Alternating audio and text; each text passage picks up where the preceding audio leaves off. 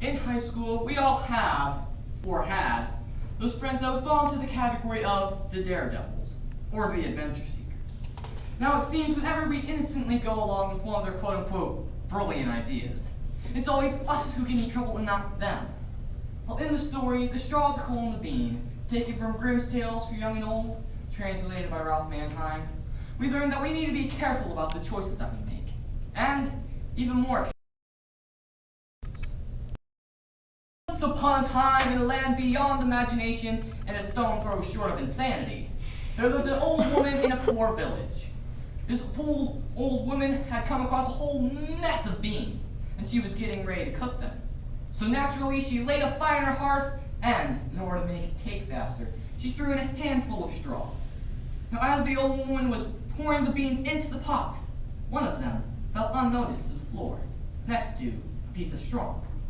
A little while later, a burning hot coal jumped out of the fire and landed next to them. Once the straw saw that he was in good company, he decided that he would speak up.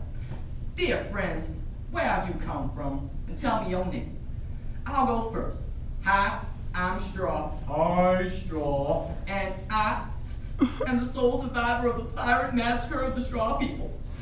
The old woman, she did death to 60 of my brethren at one stroke. Luckily, I slipped through her fingers.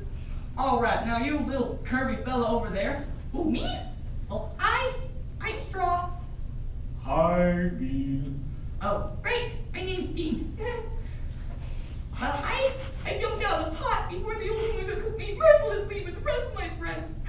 I'm sorry, it just makes me green to think about it." "All right, little fella, you just calm down. And you, smoking hot over there?" "You think I'm hot? Well, hi, I'm Cole, and no one say hi, Cole. This isn't an anger management meeting, after all. And I jumped out the fires of Mordor." You realize that Mordor isn't a real place, right?" So what? I can be a fan of Lord of the Rings if I want to. Anyway, if I hadn't jumped out of the fire, I would surely get burned to ashes. "Well, now that we all know each other's names and our stories, what should we do now?" "Well, seeing as we've all cheated death, I say that we should bond together like good comrades and settle for foreign parts before some new calamity overtakes us." This suggestion appealed to the others, and so they set off on their adventure. However, it didn't take long before they came to a stream that was this big. Yeah, that big. Now, while it may seem simple enough for you or I to cross a stream of that size, for Straw, Coal, and the Bean, it is an entirely different story. So the three decide to discuss the problem. "Well, friends, I think that we could just swim across this stream." Well, Cole does not simply swim across the stream. Hey guys, I had the most brilliant idea, the most brilliant ideas ever thought. "Really? Because, well, the last most brilliant idea, the most brilliant idea you ever thought, almost got us killed." And what idea was that?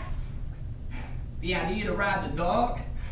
Oh yeah, that was fun.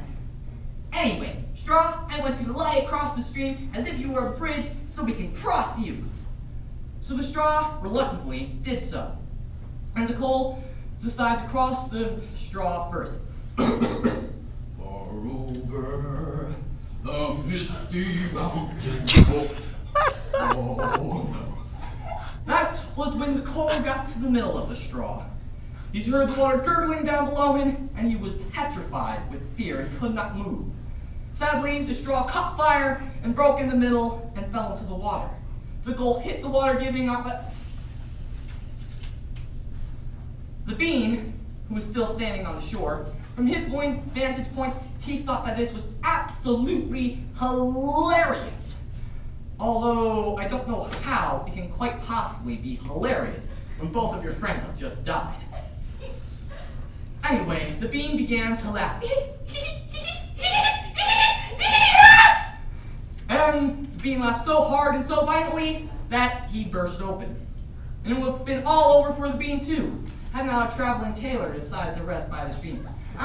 Mr. Taylor, would you mind helping me out here? I kind of burst my kidney."